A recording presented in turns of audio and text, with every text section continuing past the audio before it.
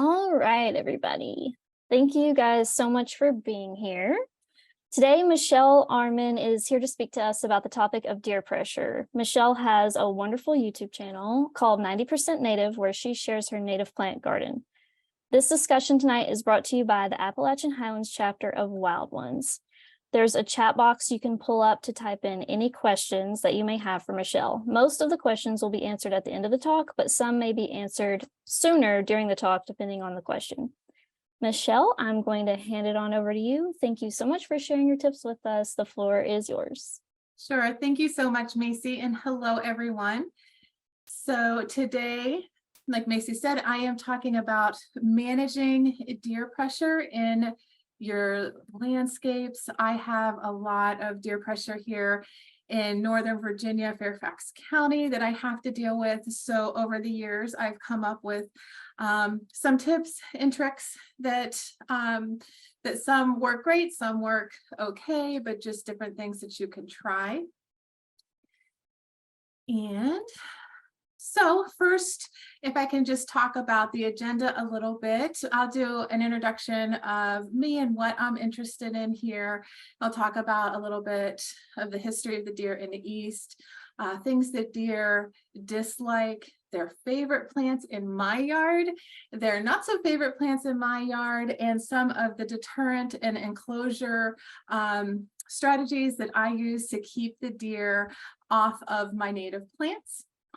And just so you know, on the right side of the screen here, this is whitewood aster. Whitewood aster is one of my absolute favorite native plants. I absolutely love it. It's great for dry shade and it's not deer resistant. However, what I have found in planting whitewood aster all over my landscape is that the deer will munch on it early in the season, but because it is such a late bloomer that it usually has time to bounce back, and I get an even bigger display if I keep up with things like sprays to keep the deer off of it. But it is one of those plants that's not deer resistant, but you can still enjoy it. Okay, so an introduction on me. My name is Michele Armon. I live in Northern Virginia in Fairfax County. So I am right outside of Washington, D.C. I live in the suburbs of Washington, D.C. I have about an acre yard here where I try and plant as many native plants as possible, as many keystone native plants as possible, so I can bring all the wildlife to my yard and just enjoy them. So like Macy said, I have a YouTube channel called 90% Native, and if you would like to check it out, I'd love for you to subscribe. But on that channel, I talk about my gardening projects. Sometimes I'll do little talks on things that maybe I know a lot about, or I'll do garden tours, and I also kind of document my journey with learning how to grow vegetables. So that's 90% Native on YouTube, and I'm 90% Native on all the other social medias as well. I also do a little bit of garden coaching. So I'll have people contact me and they have no idea about native plants and wildlife gardening, but they know they want to do it. And so I'll visit them and help them get started, because once you get, as you all probably know, once you get somebody going with native plants, it's like you can't stop. Like it's just becomes so much fun, and you see all the creatures that it brings to your yard. And so I just love doing that. And I love getting people excited about native plants and wildlife gardening. I also do nature photography. So I particularly like to do macro photography. So all the photography in the presentation is mine. And so what you see on this particular slide, this is a picture of Virginia bluebells. Another one of my favorite native plants. It's a spring ephemeral, and it gets these big, huge glaucous leaves on them, and just these darling bluebells that are blue, pink, and purple, and the deer stay completely away from these in my yard. The only downside, well, I don't know, I guess it's not really a downside, but it's a spring ephemeral. So once they're gone until the very next year. And something about bluebells that you might be interested in knowing is that they are so very easy to grow from seed. So if you can get seed, you overwinter, throw some seed in some pots, put it outside for the whole winter, let it snow and rain and all that stuff on it, you will have bluebell seedlings the next year.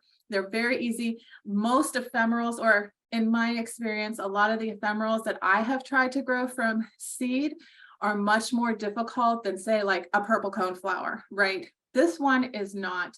This one's definitely a good ephemeral to try and grow from seed. You're not going to get blooms on it for a few years though, so just know that.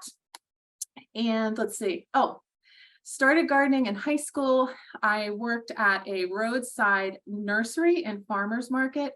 And I used to take like all the plants that were about to die, and I would take them to my best friend's house, because she had a big yard, and I would plant them in her woodland yard and try and resurrect them. And that's how I got started with gardening. And then fast forward many, many years, and now here I am on my wooded lot in Northern Virginia. When we moved here, because it's a wooded lot, it's kind of unusual to have a wooded lot here where I live in the suburbs, and I just became absolutely obsessed with native plants. So any questions about me? No? Okay. Okay, so first up, let's talk a little bit about the history of deer here in the eastern side of the United States. So prior to European settlement, there was a thriving deer population, but it was controlled with natural predators and all that kind of stuff.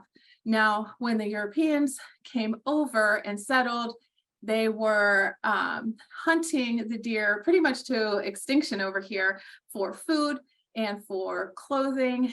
And so by the early 1900s, regulations and programs were put into place to rebound the deer population, and that worked with amazing success. And now there are so many deer that they are wiping out our native plants, a lot of our native plants. Some of these native plants that they're wiping out are plants where there are insect specialists. That means that one type of insect will only use that one particular plant. So when that plant is gone, then that insect no longer has food or a host plant, all those kinds of things. So now we're in this situation, especially in the suburbs, where we're overpopulated with the deer, and in the suburbs, we don't have natural predators here, but there isn't hunting going on and other things to manage that population. So that's why I'm talking about different ways today that you might be able to explore being able to still grow some of these native plants that the deer happen to really enjoy. And then one little fact is that one deer can eat over a ton of vegetation in a year. So that's a lot. Okay, so let's talk about, oh wait, hold on one second. The picture on this slide, that is rattlesnake master with, those are spider webs on it. Rattlesnake master in my yard is very deer resistant. It has a really unusual look to it, kind of like Adam's needle, where it looks more like a desert plant than something that would be native to the mid-Atlantic or the East Coast. And it just has these really cool ball type blooms on them, and then really sharp blade-like leaves. So they get really tall, but they have been deer resistant in my yard. Okay, so to this slide, deer dislikes. So if you're joining this this presentation and you have experience, I'm hoping that you guys can get a few new tips and tricks. But if you are just now running into a deer problem, here are some things that deer tend to dislike in the makeup of a plant. So fragrant plants and flowers. My best example of this, and we'll talk about this in a little bit more detail, would be mountain mint. And there are many types, well, there are many different kinds of mountain mints available. So lots of different ones to choose from in the way they look and their height, but they're definitely very, very fragrant. If you haven't tried mountain mints in your landscape before, I highly recommend them because they literally bring all the pollinators, like all the pollinators, all the, so you see your bumblebees, you know, and the honeybees and things like that, right? The mountain mints tend to bring all of the other pollinators that you don't typically see, like maybe, you know, the thread-waisted wasp and just really cool pollinators. And I mean, I can literally sit, you know, in front of my batch of short-tooth mountain mint for an hour and just watch all the activity. But anyway, mountain mint is one of those plants. It's highly fragrant, and the deer have never touched mountain mint in my yard. Another fragrant plant is nodding onion, and that's what we have here on the left side of the screen. I love nodding onion. Nodding onion is, before it blooms, it has like a sedge-like appearance. So it grows in a clump, and the leaves come up like blades of grass. So if you watch my YouTube channel, you know I like to use sedges to line garden beds as far as designing the beds to give it a little bit more formal look. That's one of the things I'm really into, is trying to make native plants look as formal as possible so that we can see them more in front yards. And so I use a lot of sedges, but something that I'm going to start doing going forward after this year is also using nodding onion for the same purpose. And they actually stay greener, and they don't get as raggedy as some of the sedges do. But anyway, nodding onion is a fantastic deer resistant plant. I've never had deer touch my nodding onion. Also, bumblebees are the only bees that can hang upside down on these nodding onion blooms and do all the pollination. So that's really cool to watch. The one caution that I would say with nodding onion is, in some areas on the East Coast, nodding onion is considered noxious on Bon App. It's not in my county of Virginia, but there are counties where it's considered noxious. So if you want to check that out before planting it in your particular county, if that's going to make a difference for you, just note that. The next type or characteristic of plants that deer do not like are fuzzy leaves. And now this isn't a native, but it's the best example that I can think of. But if you're familiar with lamb's ears, that is a fuzzy plant, fuzzy leafed plant that the deer are not going to eat. Not that I'm promoting planting non-natives, but just as an example, so you know what I'm talking about when I say fuzzy leaves.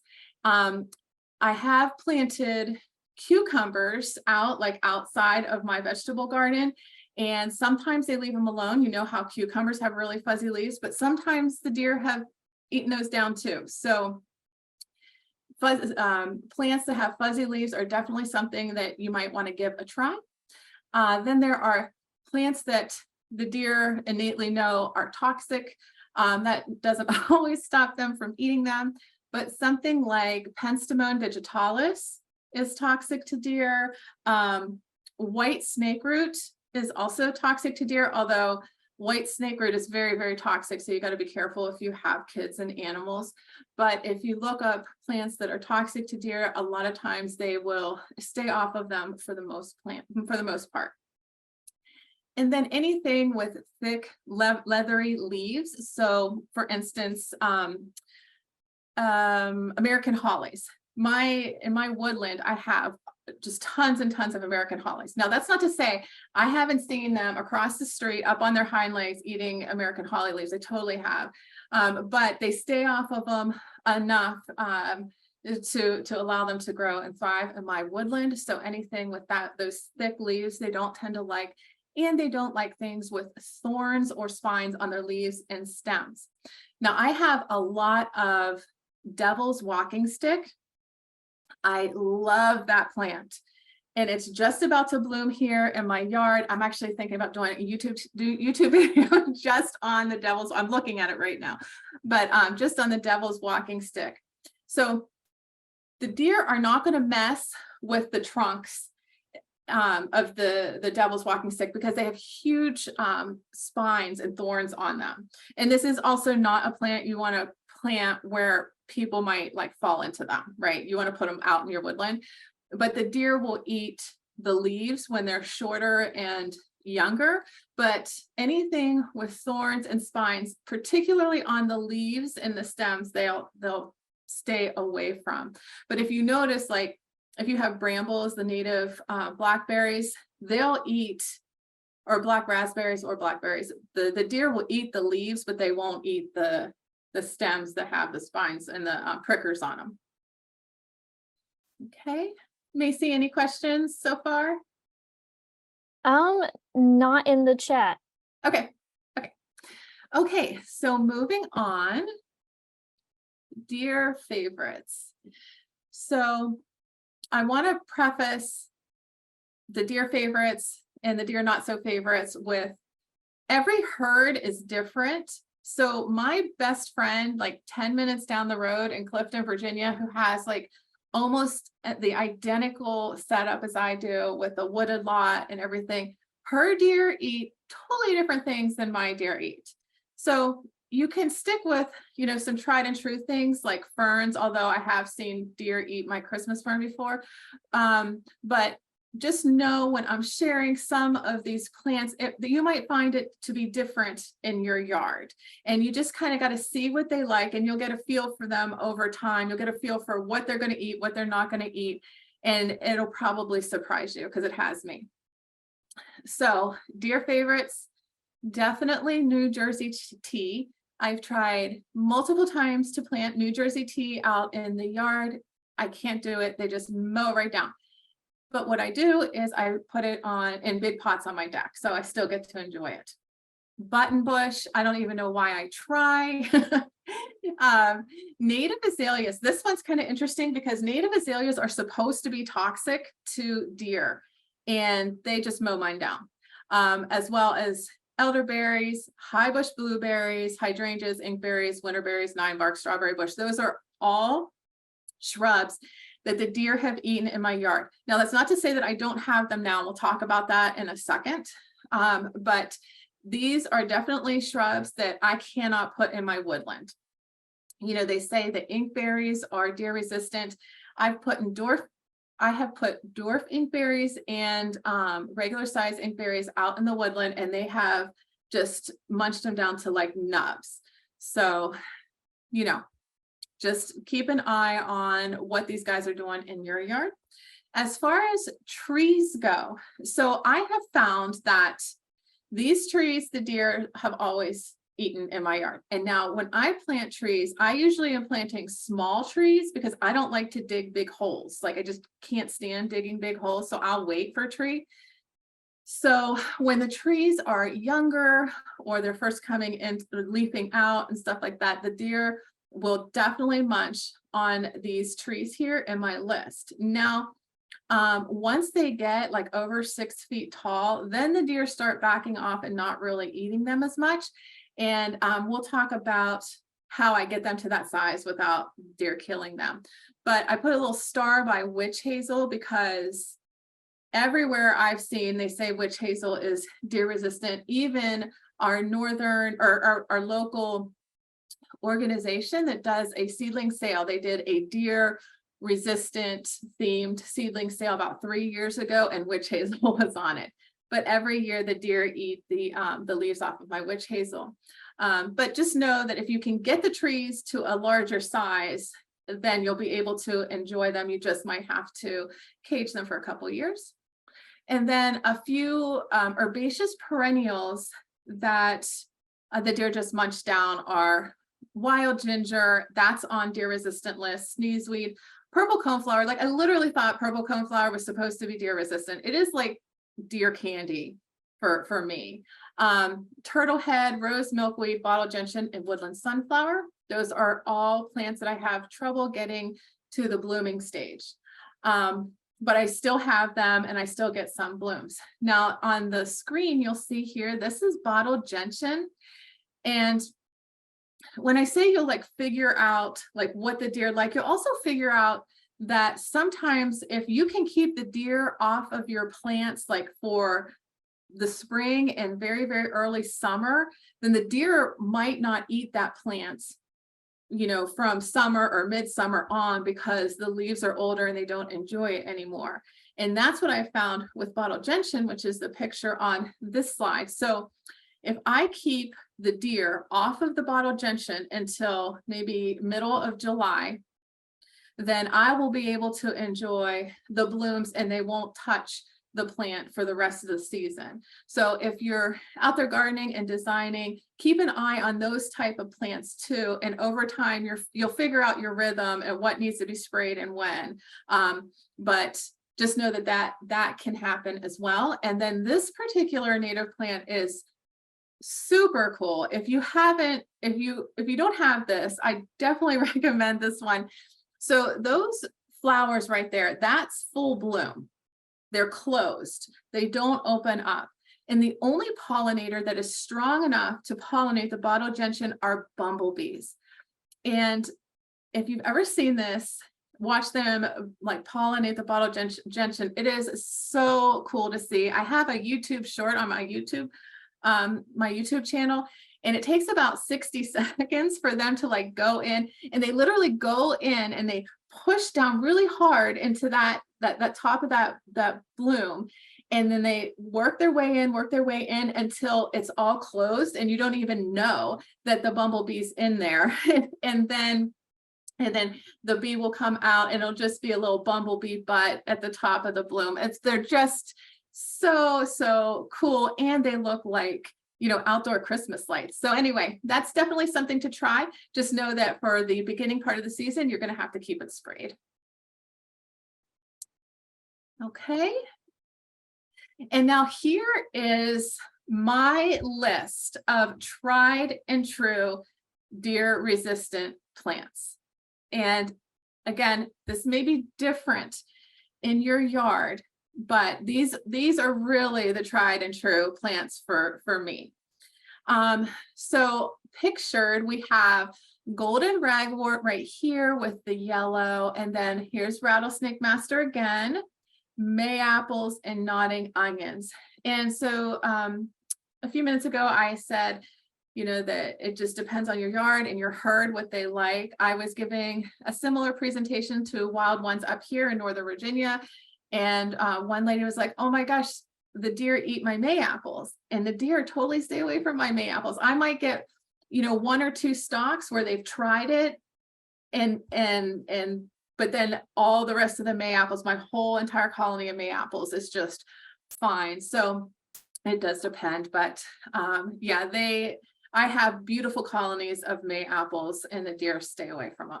So as far as these tried and true plants, and if you guys have any questions about growing any of these plants, please let me know. I'm happy to answer how I grow them from seed or propagate them.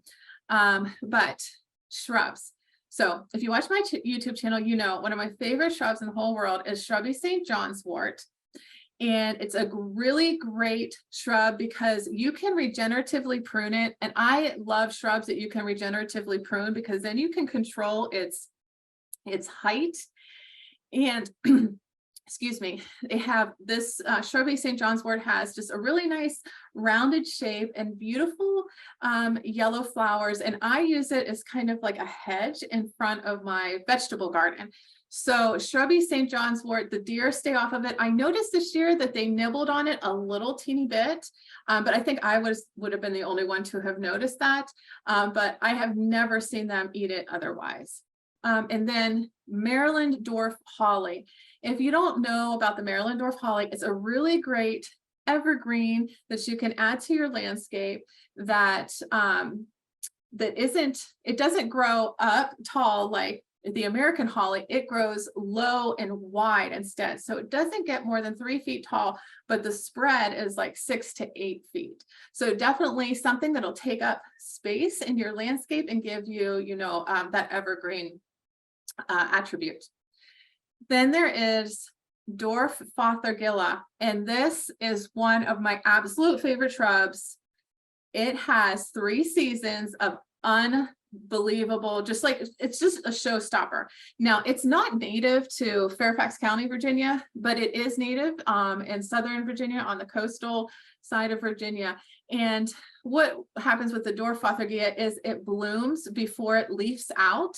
So it has really beautiful bottle brush blooms that are white and a little bit of honey scented. And it's one of the first things that bloom.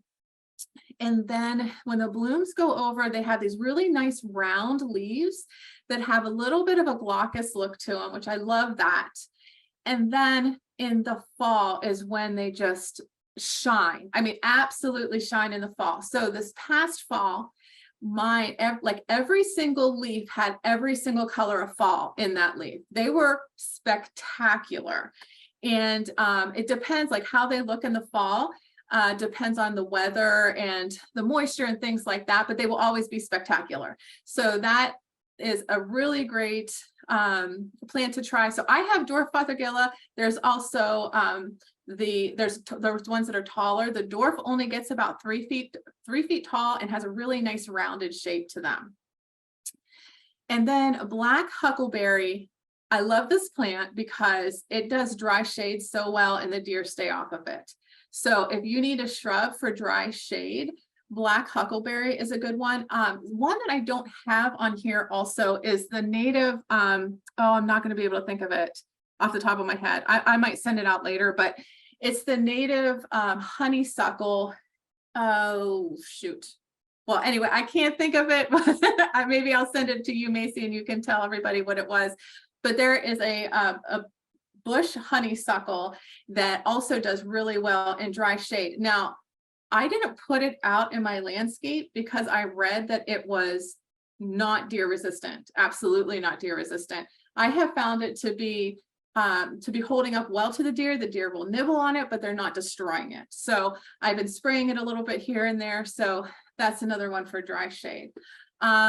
And so let me just go down. Well, the shrubs I really wanted to spend a little bit of time on because I really like having foundational plants in the landscape design and for them to take up space and be able to have some shrubs that the deer won't mow down. There's so many shrubs that the deer just mow down that these ones here are really, really good options if you have deer in your yard.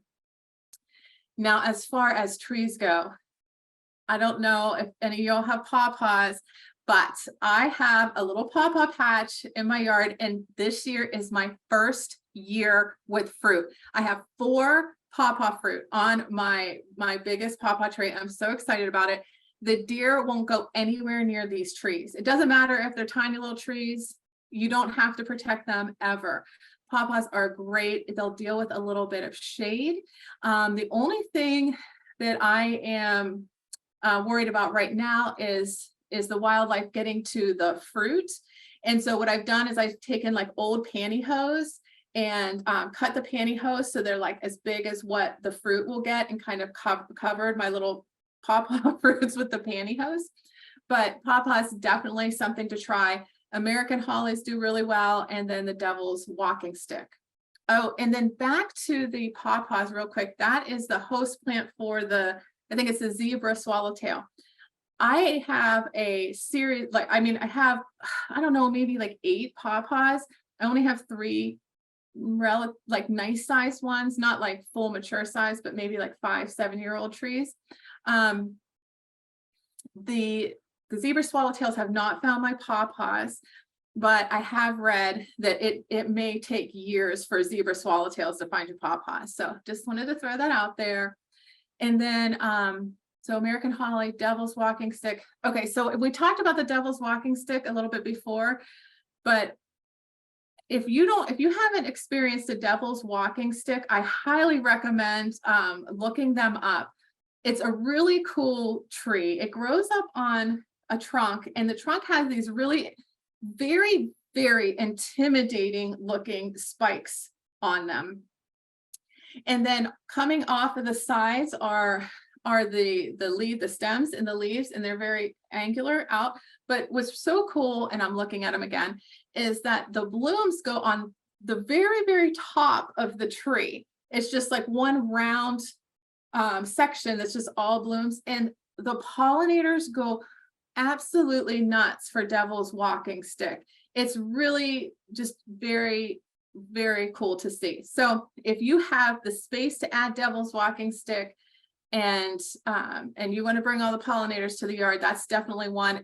And what I've noticed too is my Joe Pye weed has been absolutely covered with tiger swallowtails. And now, just today, since the devil's walking stick started blooming, I'm seeing some of those swallowtails going over to the devil's walking stick instead. So just a really good plant to try if you have the room. And then as far as just ferns, sedges, grasses, those are typically deer resistant, not much to say there. And then as herbaceous perennials, I have a whole list of herbaceous perennials here that you could try. I won't go through all of them, as that'll take forever, but if somebody wants me to go into detail on any of them, let Macy know in the chat and I will, but I'll just pick out a couple of my favorites. Let's see, Jack in the Pulpit. If you have room, Jack in the Pulpit is a beautiful plant for your woodland. It doesn't look like it should be native here. It looks like a tropical plant.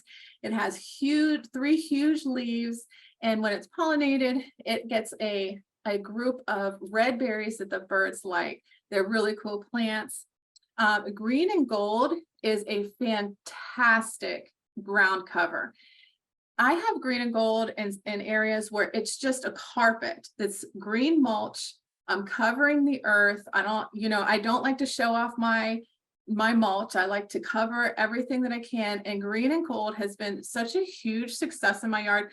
The deer never go near it. I have it now. You cannot put it in full sun or even almost full sun. It doesn't like sun. But if you have it in part shade and shade, it's done well in both wet, moist, and very dry situations. So if you want a green mulch, if you want a ground cover, and you have some shade, green and gold is a great one. Golden ragwort is another one of my favorites. This one is semi-evergreen, and if you need a plant, a deer-resistant plant that'll take over an area relatively quickly, golden ragwort is what you want. So it's going to take shade. It's going to take a lot of moisture. It will actually grow. I have it growing in dry areas. It just doesn't spread as fast in the dry areas, but it has these big, huge leaves once it gets a little bit more mature, and then it sends up a stalk, maybe 18 inches high. And on top of that stalk are these little buds in the early spring, and they are jewel tone purple. I mean, like when I say jewel tone, I'm talking like it really, they look like little jewels. But then the interesting thing is they open up, and then they're these like all yellow daisy-like flowers. And they bloom for quite a while. And then when they go over, they're like a dandelion. So it has those, the seed heads that are distributed in the air. So it kind of looks like cotton, just a layer of cotton hovering over the rosettes. So a great plant for a large area that you want to get covered quickly and that's going to be deer resistant. I go down. Oh, we talked about mountain mint. My favorite mountain mint though is clustered or short tooth mountain mint. It's just a real pleasure to watch all the pollinators on the clustered mountain mint, but I've also done narrow leaf mountain mint, which grows a little shorter, which I like. And then a few of the other mountain mints that grow a little taller, but they're very floppy and could probably benefit from Chelsea chopping them. If you didn't know, we do have a native petunia on the East Coast. And that is another plant that will spread very quickly by seed. So it's going to take over an area. But that plant is going to want sun, whereas the green and gold wants shade. And then let's see, what else do we have on here? Golden Alexanders. This is another of my favorite. It's in the carrot family. It has nearly evergreen foliage. And what I absolutely love about Golden Alexander is if you don't want it to spread, it's going to spread prolifically. So this is one that if you want to spread in sun, that's kind of has a moist area, but it actually will take any kind of soil you really throw at it. But if you want it to spread and you have a sunny area, that one is a great plant. And then it has huge spikes that grow, that shoot up much higher than the golden Alexanders, but it almost looks like yellow Queen Anne's lace. So if you like Queen Anne's lace, then you would really, really like golden Alexanders, but just know it'll spread everywhere. If you don't want it to spread everywhere though, after it starts to go to seed, you can cut it all the way back to the ground and it will totally reflush out with a whole new set of beautiful leaves that will stay pretty and kind of have like a shrub like foundational look to them for the rest of the season. And this is as long as you're giving it enough sun. So that's one of my favorites. And yeah, Macy, any questions about any of these plants? Yeah, we have a couple messages. So Okay. One's from Donna. She was mentioning the southern bush honeysuckle. And she said, and I'm probably going to butcher this name, Dyervilla cestifolia. Yeah. Okay. And we have a question about the spraying, but you're probably going to get to the spraying soon, right? Yeah. Okay. I'm definitely, yes. Okay. So for me, our native is northern bush honeysuckle. That's right. Oh, okay. And so you guys, it might be the southern bush honeysuckle. So maybe Yeah. completely different, like strain of this, of something very similar, but yeah. Thank you for that, Donna. Okay, so moving on. And at the end, if anybody has any questions about these plants or how I grow them, I'm happy to answer those questions. Okay, here we go. So the deterrents that I'm using in my yard, first and foremost, I use a spray. I use Deer Stopper, and I found out about Deer Stopper in this book. I don't know if you can see it, but it is Deer Resistant Native Plants of the Northeast. This is a really fantastic book, but I think it's a really great example of you really have to know your herd of deer, because there are a lot of things in this book that don't apply to me or that I don't find to be the case. And so it still is definitely a book to read and try the different plants that she has, and maybe you'll have better success than some of the ones that I haven't had, but a really good book. And that's where I found the Deer Stopper. The Deer Stopper is, it's not going to smell as bad as your other sprays. Like some of those sprays smell horrifying, like just horrible. Deer Stopper has, I think it has lavender in it. Maybe some rosemary. I'm not 100%, but it doesn't smell as bad until you get to the end of the bottle and then it starts stinking. But it's definitely a great option. It seems to last longer too. I just really like it. I usually buy it in the really big containers, and that big container has this little spray hose on it. And none of the bottles I have ever purchased does that spray thing work. Okay, so I always just know I'm not going to use that. I get a little funnel and I get a good spray bottle and I put it in a good spray bottle that I can just carry around. But just know that if you get the big one, that sprayer is probably not going to work. Okay, so then the next thing I use or have used in the past, I don't use it as much anymore, is Irish Spring soap. Now, I've done a lot of research on the internet about whether or not it's okay to have that in the, be putting it on the earth, whether that's good or bad. And I haven't found anything to say that you shouldn't use it with any like hard evidence. So when I was using it, I got a grater that I dedicated to the Irish Spring in this big bowl, and I just kept all the bars of soap in there, and I would just grate it up and then throw it around wherever I needed to put it, and it worked so well. However, my dog thinks it's like the best tasting thing that she's ever had in her entire life, and she like puts her nose straight to the ground and it's like off like a dart if I even have that anywhere in the yard. So with the Irish Spring, if you don't have a dog and you do your research and you decide that that's something that you want to do, then it will work for you. There's other ways that you can use it too. I think I just got like annoyed with having to deal with Violet trying to go after it, but you can put it in pantyhose and tie the pantyhose onto like a bush stem or limb or tree limb or something like that. So you can try messing around with the different ways to use the Irish Spring. I did get a couple stakes and tied them in pantyhose and put them in different parts of my garden beds, and that seemed to work pretty well, but then I didn't like the way it looked. So just something to play around with. I do a lot of hiding my native plants in different places in the yard where I know that the deer aren't going to get. So many plants the deer are just going to mow down. And there's so many that I really, really want to try, even though they're not deer resistant. So I will plant them in just little cubbies in my landscape where I know they're not going to get to. I have native azaleas hidden in the native hedgerow on the side of my yard. I'm hoping I can get those to the point where they're big enough where the deer really won't want to eat them as much anymore. So I do try and hide plants in different places. And then I also plant some of the more attractive plants to deer really close to my house. So this is where I was talking earlier, where I said, okay, these are all these shrubs the deer eat down to nubs in my woodland, but I have winterberries and I have inkberries and I have the dwarf black chokeberries. I have all those plants, those shrubs planted really close to my house, and the deer have got to them from time to time. The deer will come right up here. I mean, I've taken pictures of deer right here in this window, right?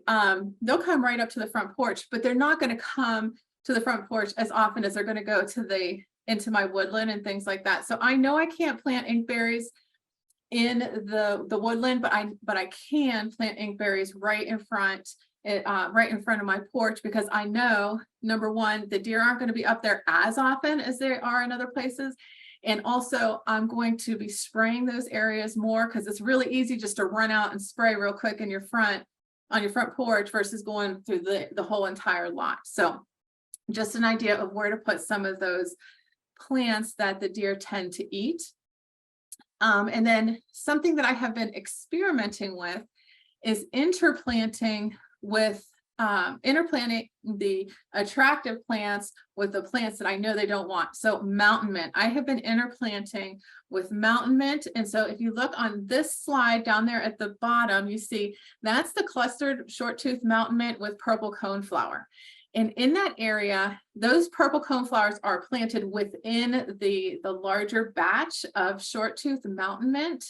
And that was like the first time ever I was able to enjoy purple coneflowers in my yard. Now, there were other purple coneflowers that were in front of that short-tooth mountain mint, and those got totally mowed down. But because I have those intermixed with the mountain mint, I was able to enjoy them. And so I've been doing that with the different mountain mints, with the nodding onion. With the nodding onion is kind of medium success. The mountain mint you can get a lot more success with because the odor is so strong. And then the other tactic that I use with interplanting is I plant from seed holy basil, lemon basil, I have rosemary and sage.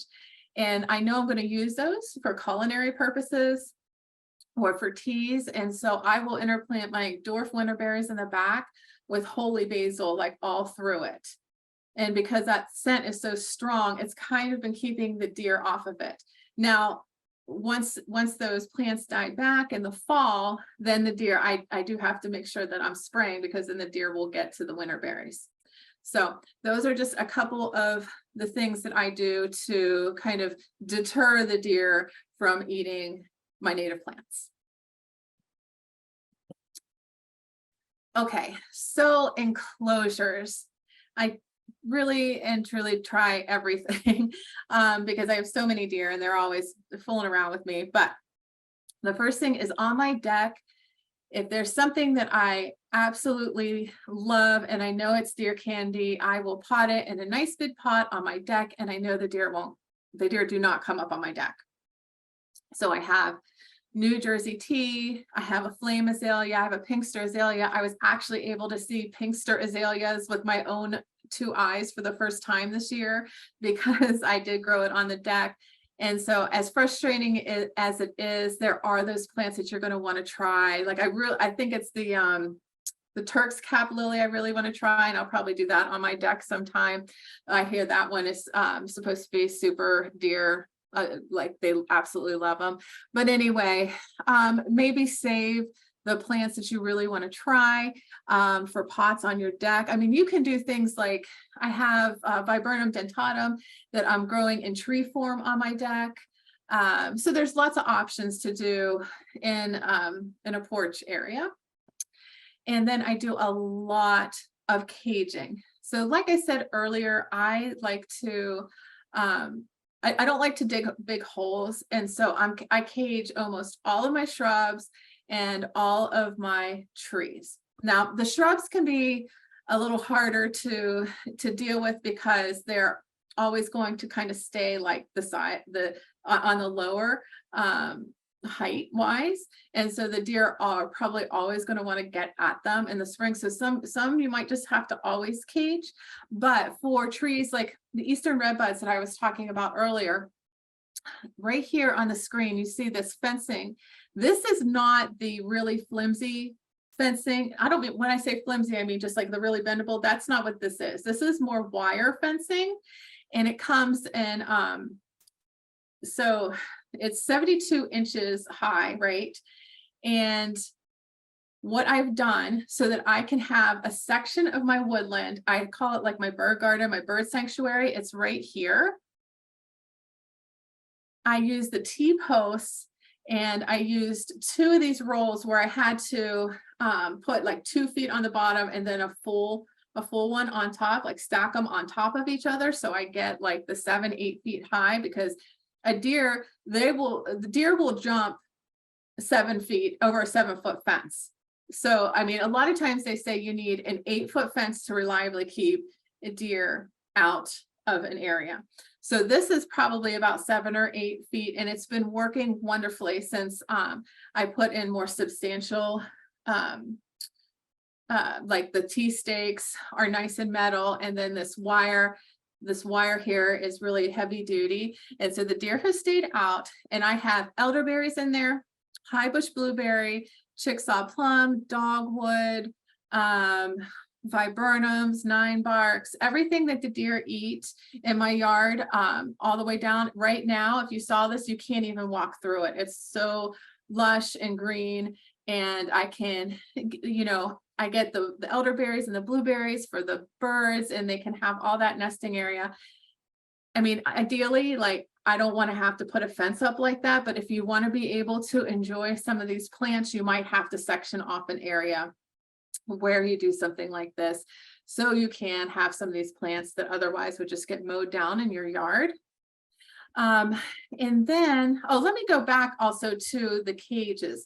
So this metal caging here, I also use it for the individual cages for my trees and my shrubs. And so I will usually cut them so that they're about 30 inches in diameter. And then I'll cut, if you look at the fencing there, I'll cut in the middle section so that you have a little bit of overlap that you can twist around on the other side. And so that's what I use. And then I'll use like one of those U stakes to like hold them into the ground to put around my shrubs and my trees. Now, as the trees get taller and some of the shrubs get taller, I'll raise those by using bamboo canes. So I'll put maybe 4 bamboo canes like into the ground, and I'll kind of weave the fencing into those bamboo canes. And it's kind of a fiddly thing to do, but it's definitely worked with my trees. And so in the spring, I'll raise that cage up. So raise the cage up so it gets higher and it's covering all of the leaves, but then the bottom is open with just the bamboo cane kind of structure, if you know what I'm saying. So that actually has worked really, really well for me with the trees, to the point where I'm now starting to be able to take the cages away from my eastern redbuds and my witch hazels, because I've had them protected for so long. Like, I've been able to keep them alive for so long using those cages, that now they're on the taller side and the deer don't really want them anymore. And then let's see. Oh, on the right side of the screen, excuse me, that is my vegetable garden. And that, the fencing around that is only 5-6 feet tall. And the deer have been in there before, very rarely, but I haven't had a problem since I don't know if you can see that the arch trellises in between the two raised beds. I put the arch trellises in there, and then I have all the bamboo stakes in there. The deer won't go in there now. If they don't think that they can land, they have a place to land on without hurting themselves, they're not going to jump in.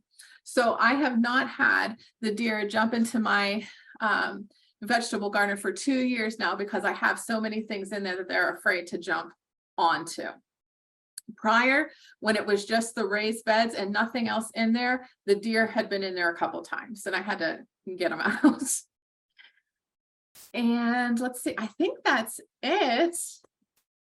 Yeah, that's it. This is my last slide with my contact information. So if you guys aren't following me on social media, I'd love to invite you to follow me. And yeah, I think that's it. Macy, are there any other questions? There aren't in the chat right now, but if anybody has any questions, just throw them in there. Anything you want to ask Michele about deer resistance and how to grow some of those plants, feel free to put it in there. But yeah, thank you so much for your talk. You're welcome. Appreciate it. Yeah, if anybody has any questions at all about any of those plants, I'm happy to answer. I grow most of my natives from seed or from propagations, and I do that typically over the winter. I've experimented with all different kinds of native plants, and I love growing things from seed, even though it might take a few years to get a bloom. It just gives me so much pleasure to be able to know that I've grown something from seed. So I have a lot of experience there if anyone has any questions. Oh, it does look like we have a question. Okay. Let's see. We have Beth says, thanks for sharing your expertise. And Mary says, will we get the slides? We are recording this, so assuming it works like it did last time I was able to put it on, I was able to create a YouTube for our chapter. So I'm gonna just try to do the same thing with this video. And then the question that we have in here is, I've had bucks rub on the older saplings. Do you have that problem too? Yeah, I do. And that's why using those cages for a couple years really, really helps.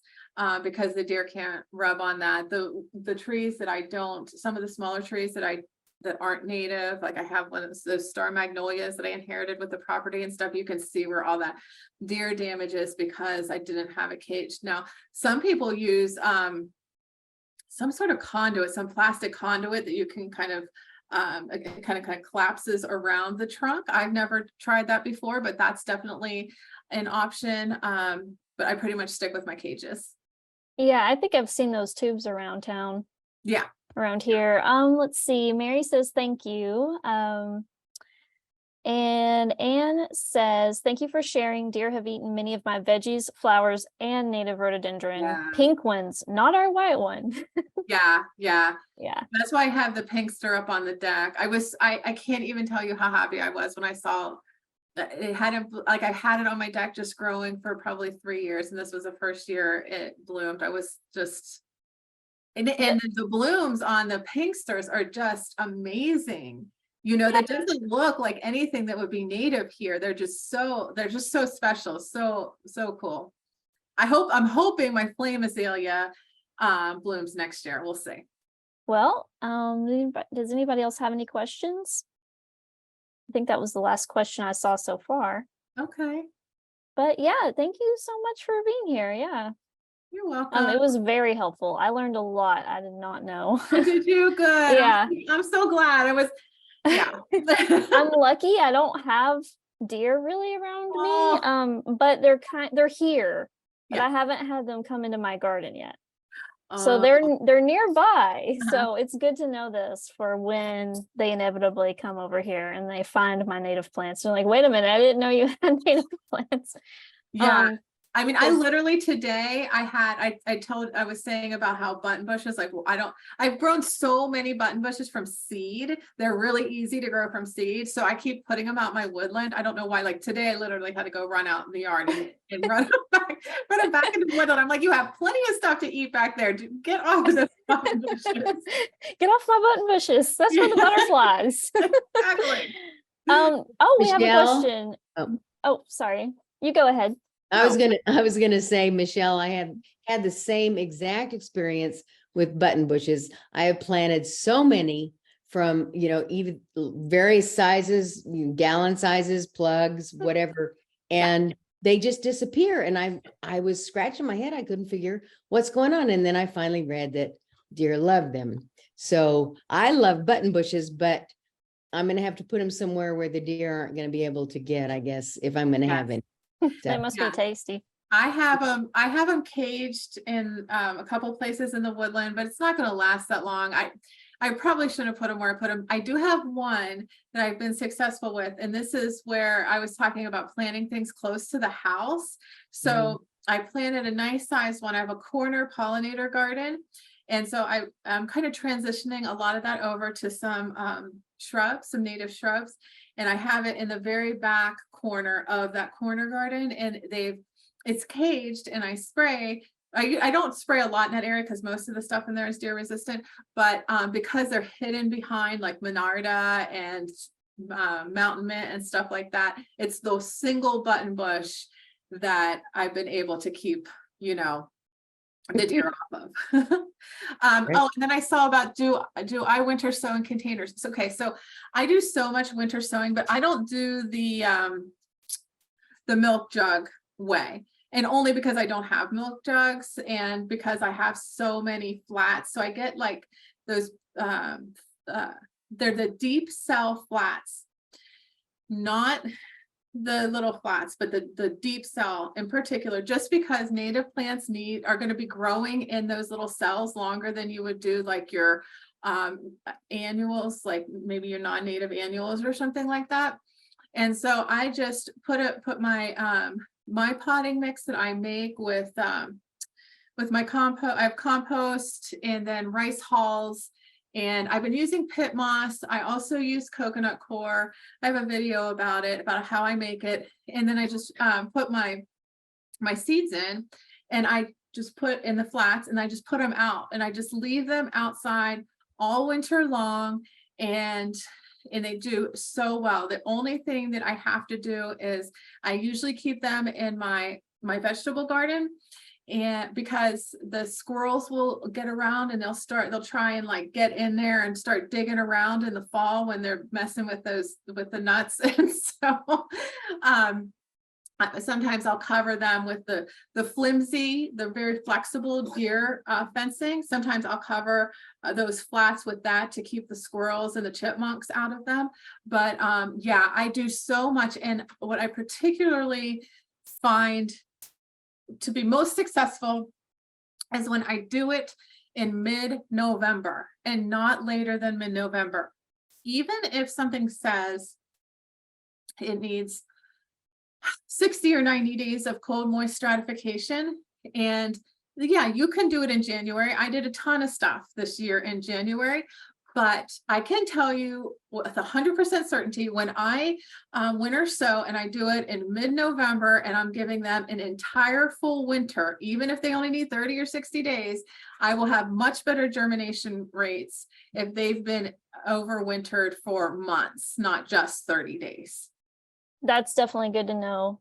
That's probably what I'm doing wrong. Well, you're still going to get the plants. I mean, I did everything late this year, but the years that I've done it in mid-November, it never fails. I usually have the best germination rate. So I'm not, this year, I'm going to make a vow that I'm doing it mid-November no matter what. Yeah, I'm going to start that too then. Definitely. The more success, the better. The more plants. Yeah, exactly. Well, thank you so much for this talk. You're welcome. Bye. Thank you, Michele. Thanks, everybody. Excellent. Take Bye. care. Thank you, everyone.